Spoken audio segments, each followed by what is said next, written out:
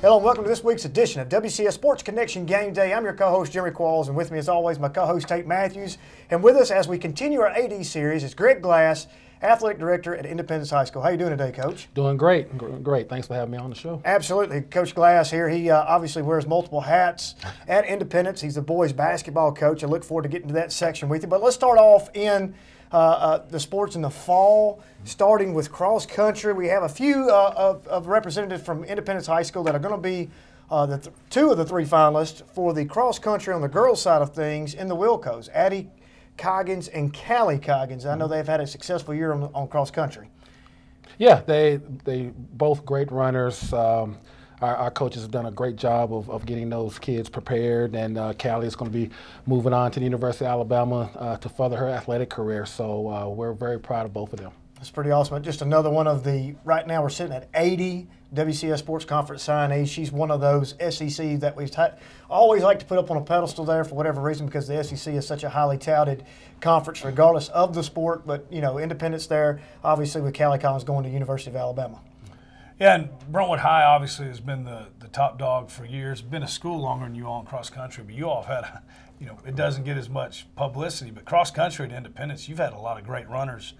Her name slips my mind right now, but had the All-American, the national Kruger. Yeah, I mean, she's one of the best to ever do it. So, don't hear as much about it as you do in football, basketball, baseball, but a great cross-country run at Independence. Yes. Well, again, it goes back to our student athletes and our coaches really giving it their all. Coach Finley, he's been with our cross-country program for several years, and he's done an outstanding job on both the boys and the girls side. When you all are doing that, how do you see different places? It seems to me like it's gotten to where the more numbers you have, obviously the more numbers you have, the more runners you have, but it just seems like, just like anything else, the more, it sounds funny saying it, depth you can build in cross country, the better overall team you're going to have. I agree. The more numbers you get, it increases the competition. That cross country can also transfer over into the spring when you get into the distance runners on the track team. So, and a lot of our kids that do cross country will also compete in the spring in track as well. So it's a great competition. It keeps the kids in shape year round, and we just look forward to another strong run next year. So moving on into the fall sports, we have golf, and another representative at the Wilcos for Independence is Haley Smith, and Haley right now had a fantastic year this year in golf. And let's talk a little bit about your golf program. Yes, Haley had an outstanding career here at Independence. Again, she's another one that's moving on to play college at Trevecca. We have a new coach this year, Will Sism. He's done an outstanding job on both our boys and girls programs. Golf is one of those sports where, if you got clubs and you got a course, you just got to stay on it year round. And our kids do a good job of that. Even in the wintertime, I believe they're able to get some indoor hits as far as the indoor facilities and whatnot. Well, you mentioned Coach Sism, first year as the head coach, and he is a golf coach. Not that Coach Grindstaff, great wrestling coach, one of the best there is, and he actually played golf in college, but he really didn't get into this to be a golf coach. So, but it's kind of hard to do that sometimes, but it's always even nicer. He is a golf coach. He's a golf guy. He's really brought a lot to it. He really has. He's gave it his all, 100% into the program, and just literally a couple of days ago he was talking about what he wants to do to further the program along next year. So he's got some great ideas, and we look forward to seeing him getting that implemented into the program. Well, there's always a difference when you have somebody that can actually break down the swing and talk about the difference in the swing plane, the grip, and rolling the wrist versus leaving it open, and your weight distribution and all that. Being a good golfer and being able to coach, it's kind of like basketball. It could be a vast difference, but that's obvious. It's such a technical game of angles and speeds and whatnot. So it's interesting to have somebody in place that can do that will help further your program and help your kids benefit. So let's talk about volleyball. How did we do this year in Independence in volleyball? Very young team. Coach Chu, this is our first year with us as well. She played at NC State several years ago in college, and again, she is a person that knows the sport. She was a volleyball player herself, and she did an outstanding job with a relatively young group of kids. We had, I believe, one senior, But, you know, there was some improvement being made. But anytime you're a first-year coach, it takes a while to kind of put your stamp on the program. So we're looking forward to what she's got in store for the program this upcoming season as well. And Tate likes to allude too, when you get into this volleyball scenario in the county, it's like the SEC of football. I mean, you're talking about a difficult.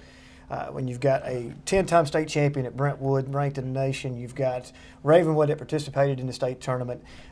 You feel like the top 3 or 4 teams out of this district at any given time could probably make a state tournament run, Tate. Yeah, I mean, you come in here and it sounds funny, but if you finish 3rd in this district, that's a heck of an accomplishment. You might be the 3rd best team in the state. Same thing for 4th too, and that, you know, the thing that they've got is Coach Campbell's been there over 20 years. You know, Coach Berry just now stepped down, but I mean, she's been at Ravenwood almost 10 years now. Coach True in for her first year. You know, I've learned this: if you're not involved at least somewhat in club volleyball, you got a problem. If you're going to be good in this district, Coach True, obviously a club level coach as well. A lot of positive things she brought to your program this year. Yes, definitely. So let's move on into football. You know, Coach Blade in the football season, it was a roller coaster ride for Independence all year round. Up, down, you couldn't tell Jekyll and Hyde what kind of team. From the Blackman game where you led by 30-plus points coming in and ended up getting beat at the end and then making a run. I want to tell you right now that Tate and I stuck to our guns all year long about Independence. Did not want to be the team that you matched up with in the first round.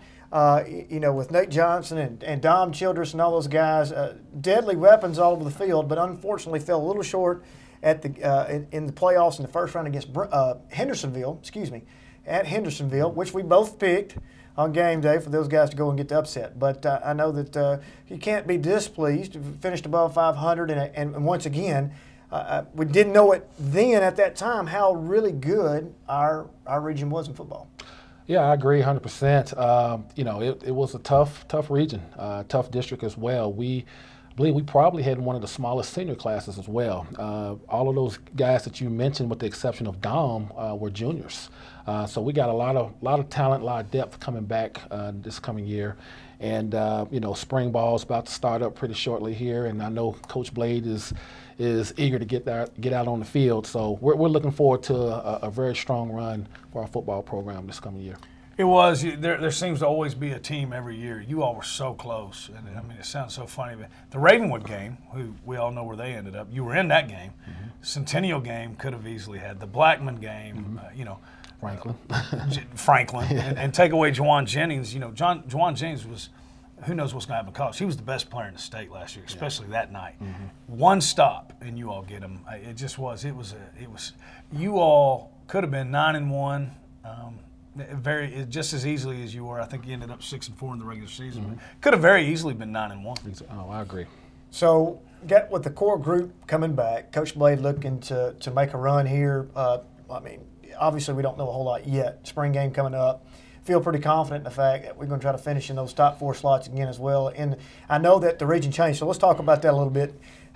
It's going to alleviate, I think, you tell me if I'm wrong, it's going to alleviate a little bit of the issue of getting seating with the new region alignment, because you and Summit, Independence and Summit, are both going to be going south against Lincoln County, Shelbyville, Columbia Central. Now, those teams in the past have had pretty strong teams, but given the fact of what you played against last year, I think that's a little easier road to take.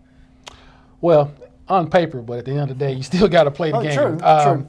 You know, we also have Stewart's Creek and Laverne in our district as well coming up. So it'll be interesting to see how it all shapes out. You know, anybody can get beat on any given night, but again, we like our chances going into the year, so it'll be a good run. Well, I know this. You've had some Doms going to the Naval Academy, obviously the year before. Gaulden and Wharton go to the University of Tennessee. You have the best quarterback in the conference coming back, and those guys that he just mentioned in Andrew Bunch, Franklin County, those Lincoln County, they haven't seen a passing game like you are going to bring down there. So, you know, on offense, anytime you got a Scott Blade team, you're going to score points. But I think, especially with him, he's going to be a senior leadership. He's a great competitor. If nothing else, you got the best trigger man behind your center of anybody in your district. So right now on his recruiting path, what are we seeing right now with Bunch? You know, he's getting some looks right now. Nothing solid. I think a lot's going to shape out after spring ball. That's the time when you really see a lot of coaches coming down and watching the kids going through drill work, looking through passing progressions, as far as receivers, seeing them going through their routes.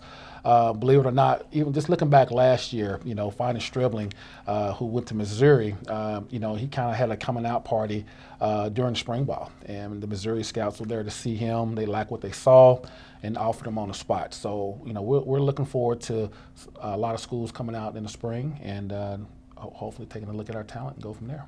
And another thing he's got too, he'll go to camps and they'll see him throw the ball. And, you know, again, they know about him. He's going to go to camps. He's going to throw the ball well. He's going to get somewhere. It'll be just how big. I think it's pretty safe to say that there probably will be some high major offers. I mean, I see him going over the mid-major hump. I know that at one time that Clemson had shown a little bit of interest. I know they were in the game of talking. I know no solid offers yet, but I feel pretty comfortable that he will be on that high major level. Do you see the same? Oh yeah, definitely. Yeah. And that will be I mean, he's a very integral piece to that puzzle of Independence success next year. You know, hope that wish him the best of luck, staying healthy and moving forward. So let's move forward into the winter sports. Let's talk a little bit about wrestling and your wrestling team that you had this year at Independence. Well, again, a young program. Coach Grindstaff has been there, I believe, 8 years, and he's done an outstanding job of building that program. You know, we had some ups and downs this year. Had some kids that they qualified, didn't quite place once they got there. But again, the experience that they gained, being such a young group, with a lot of people coming back next year. Again, we think they'll be able to make a push for the states next year as well. Tate also alluded to. Tate, talk a little bit about what you think the wrestling district here, just like the volleyball district here is in Williamson County sports. Oh yeah, they're all good. And I mean, there's been times when Franklin, nobody's got a tradition like Franklin, and then Brentwood High too.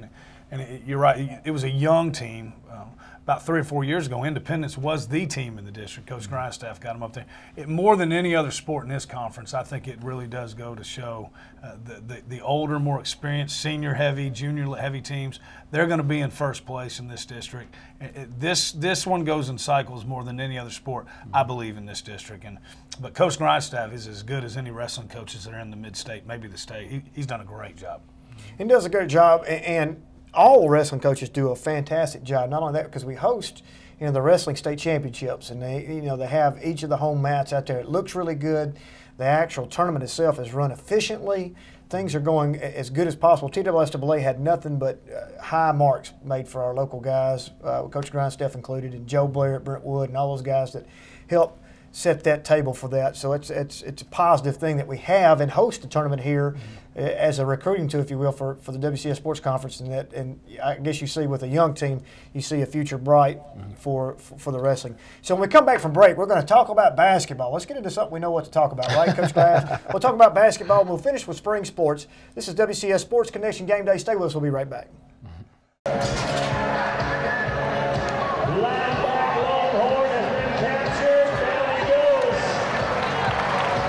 Hello folks, I'm Bill Fitzgerald with the Franklin Rodeo. The Franklin Noon Rotary Club this year is fighting domestic violence with our Man Up Crusade on May 15th.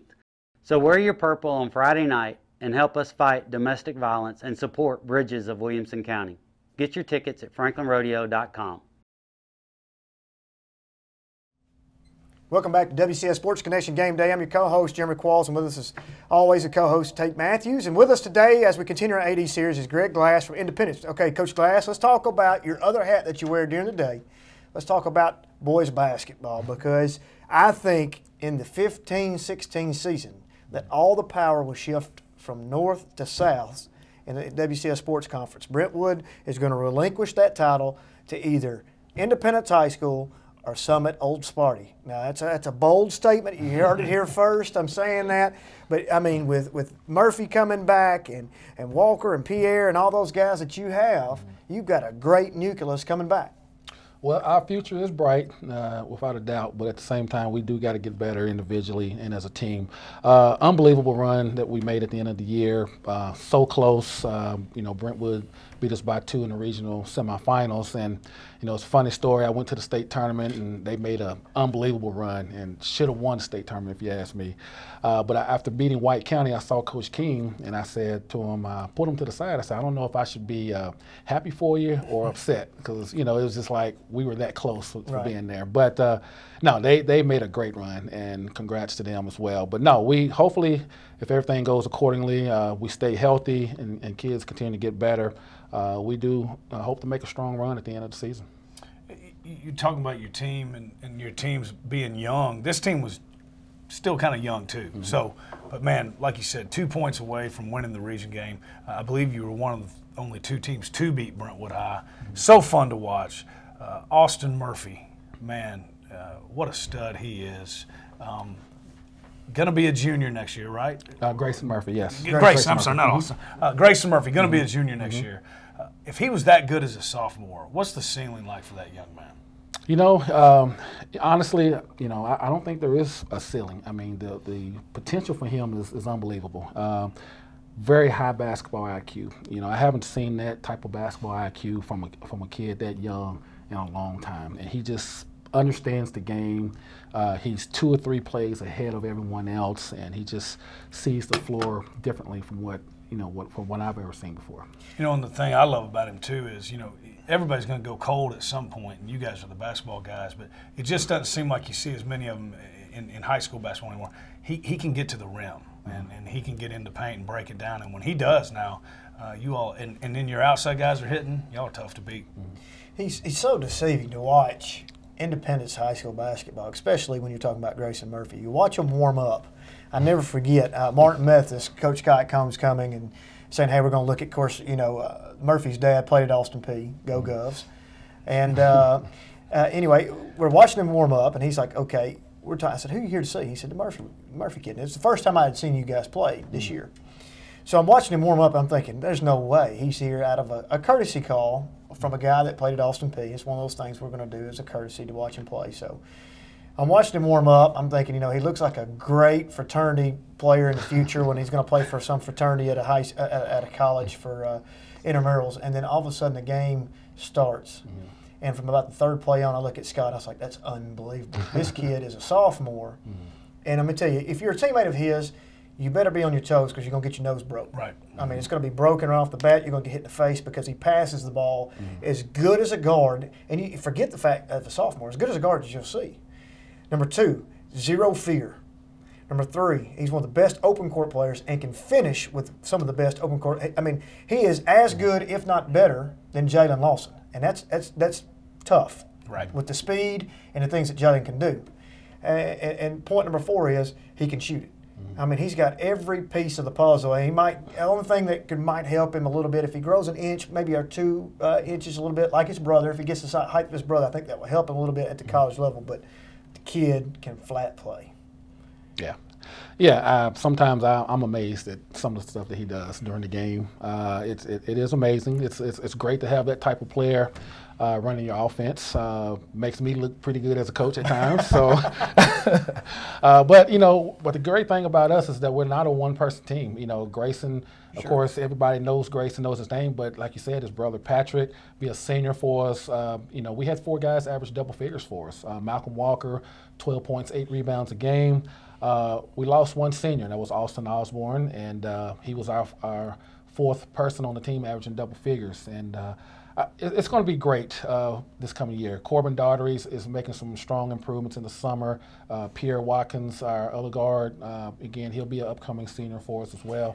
And speaking of Pierre was a guy that was coming off the bench late in the rotation to first year. Mm-hmm. By the end of the year, Pierre was starting. Mm-hmm. Pierre had a great turnaround for you from just my perspective looking outside in.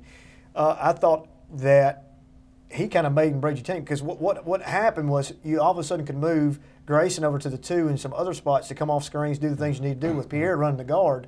Vice versa, back when Grayson was running the point guard, maybe a little bit limited what he could do, even though he was great in the open court. But now Pierre getting the ball and going with it, or even Pierre shooting the ball well, now you can interchange those two, and that makes a complete difference for your team. Not that I'm trying to tell you how to coach, because I know I'm just saying from what I observed from your team, and I think that made a big difference for you down the road. Well, it did. Putting Pierre in the starting lineup freed up a lot of ball handling responsibilities for Grayson, and it made it tougher for teams to press us as well. You got 2 point guards out there with Grayson taking the ball out of bounds, quick trap, he goes right up the middle of the floor, and we're off to the races. So no, Pierre, you know, I used to tell Grayson all the time, you need to buy Pierre lunch, because he's really taking a lot of pressure off of you as far as ball handling, pressure defense on the ball, and so forth. And Malcolm Walker obviously being there, being your 4/5 for you. I look for him to at least be averaging double-double. I know that you do too. That's not too much pressure to ask of him, but I think that he's going to have another breakout season for him as well. And if he's got anything that, once again, this is outside looking in, if he's thinking anything, I would love to play with Murphy in that position, because you know why? My man's going to be the last line of defense on help, and he's going to have to help because Murphy's going to get to the cup. So all he needs to do is get ready to feed off that and score, and you know. So I look forward to see you guys play next year. I appreciate that. So you talked about it. Now you're going to have more upperclassmen. Had such a great year this year, so close. Going into summer camp, y'all all go to team camps. I think you go to Western and maybe another one. But what are the top, you know, maybe 1 or 2 goals that you want to get accomplished this summer? Well, one thing with having such a young team, you have the tendency to be a little immature at times. We want to see our kids grow up as far as from a mature standpoint. And you can tell a difference between a team with a bunch of sophomores and juniors versus a team with a lot of juniors and seniors. So we're looking to see some transformations from that standpoint. Again, player development is key for us in the summer. We got plenty of guys playing AAU ball, but at the same time, with the new ruling from TWSAA, where there's no restrictions in the summer, we can devote 45 minutes to an hour of player development once we come out of the weight room. So that's going to be key for us as well. You know, again, just growing together as a unit. You know, just finding that cohesiveness and hopefully, you know, you never know. See what happens at the end of the year. And Coach, I think that's an underutilized tool. I know that I'm sure when you played at Western, one of the things that I was exposed to as well, it never had been exposed at the high school level, wished I would had, is the fact of that 45-minute to an hour period of individual workout of what you can really, really get done and have the kids actually figure out little those things, some of those little things that drive you crazy as a coach during the game, that now you can break down on an individual level and say, okay, this is what happened. Let's give scenario-based and work on those, on footwork or anything that you want to work defensively and offensively. And then when you bring them together at the end of a period of time, you can definitely see a difference. Yeah, that's the whole. When I was at Western, we devoted an hour every day. I don't care if it was even on game days. You know, we devoted, and it was a shorter amount of time, but yeah, it's player development is so key. You know, basketball is a type of sport where you constantly got to have the ball in your hand at all times. If you take an extended amount of time off, it shows, and at times you just can't afford to do that. And I feel like at the high school level, it's pretty underutilized when you get to that one-on-one stuff. It'd be nice for them to come to you from the middle school level with that, but the middle school game just doesn't translate to the high school game as much on some things, the speed, mainly the help defense on things. That's always some things that you always see lacking, but in those individual workouts, like you said, you mentioned, y'all had them every day, and that was not a walkthrough. That was a get after it hour of a hard, intensive session with you and maybe one other player of guarding one-on-one or working on shooting drills. And I think that's underutilized. So I wish you the best of luck in basketball. I cannot wait, as if you can't tell the passion with me in basketball, I cannot wait to see that Southern mix. And game day, I guarantee it, you can rest assured, will either be at Indy or at Summit, which was 2 of our best game days on the basketball level, man. That Indy Nation last year, Tate, was unreal. Yeah, it was. It was. They were the last, and they didn't even have their full student body in there, and they were the loudest. I say it all the time. I know y'all get. When Dr. Campbell tells you something, take it to the bank. And he said, I'm telling you, it's going to be good. No, when he tells you something now, it usually happens, and they were. I couldn't hear anything you said that day. Well, that was a lot of fun, and we hope that it was successful enough for the basketball program that you saw, hopefully, some influx of people going to the game and getting more money in the pockets of a self-sustaining program. Definitely. We're 2-0 on game day, so we want you guys at every game. So. Well, we look forward to playing in that next year. So let's move over to spring sports on our time remaining right now. Let's look at tennis. So we have another Independence nominee for the Wilco's, Lucas Barr, in tennis. Let's talk a little bit about tennis. Yeah, Matt Balzer's our coach. He's been with us several years now, and he's done an outstanding job with those players. Lucas is, again, like you said, was nominated, and you don't really hear a lot about our tennis programs a lot, but Coach Balzer does a great job with those kids, having them ready to play each night. I know with the spring, the weather hadn't been cooperating at the beginning of the season, so it's kind of wrapping down a little bit now. But it's one of those sports where, again, you gotta keep that racket in your hand and keep that ball going. And but they've done a great job, and we wishing Lucas much success at the Wilco's. Track and field, you all really ramped that program up a couple years ago, and it's really taken off. Been a very successful program for you in the spring. Nate Johnson got a chance to place very highly, if not win, in the triple jump. Your sprint teams are getting better, very competitive. And then, like you mentioned, with the success of your cross-country team comes success in your middle distance and your distance running. So track and field, you got a chance to have a very nice placing at the state tournament. We believe so. Again, like you said, Nate's done a great job. Dom, who qualified for states last year, he's back for his senior year. And Coach Carter, he's our first-year track Another coach. Western guy. Another Western guy. We try to look out for each other. The Kentucky connection here. You got to be there to understand. But no, Coach Carter's done a great job, along with Coach Johnson as well. This is Nate Johnson's father. He's the assistant coach, and he's been with our program for a couple of years as well. So they do an outstanding job with those kids. We're looking for the spring fling, and hopefully we get some kids qualifying for it. Absolutely. I did have a phone call over the weekend. They were talking about, well, you realize that you set the date May 21st for the Wilco's. I said, yeah, absolutely. It was on Thursday before.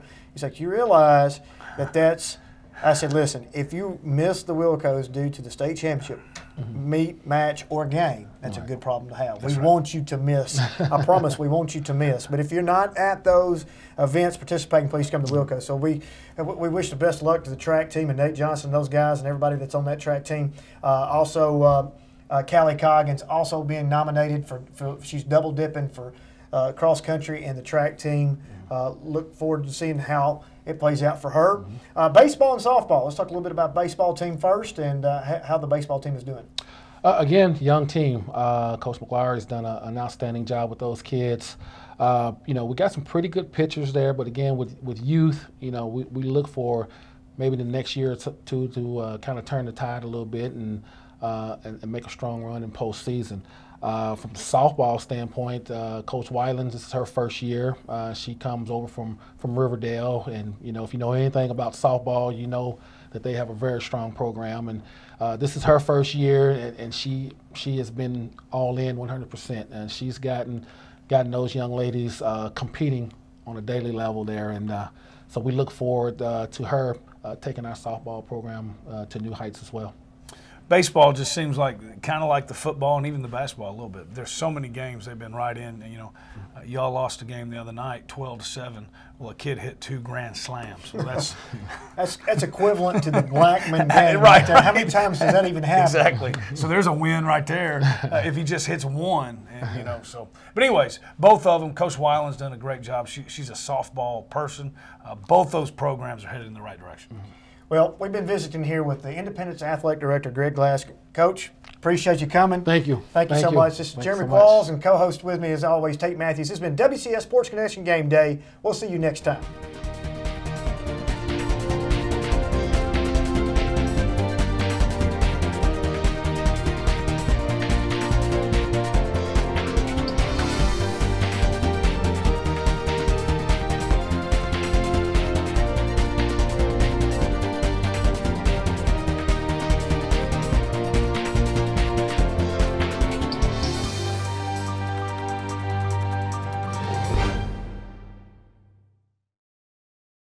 Williamson County was named after Dr. Hugh Williamson, a signer of the U.S. Constitution. The county was incorporated on October 26, 1799. The official seal was adopted in July 1968. The seal, designed by county historian Virginia Bowman and journalist James H. Armistead, was accepted by Judge Fulton Greer at the July 15, 1968 quarterly court term. It features 4 quadrants representing the diversity of the county. The upper left section depicts a flag and cannon which symbolizes the rich history in the county. The upper right quadrant shows a schoolhouse illustrating the importance of education. The lower left portrays a Bible in front of a church window which represents religion. The lower right segment shows farm animals denoting agriculture.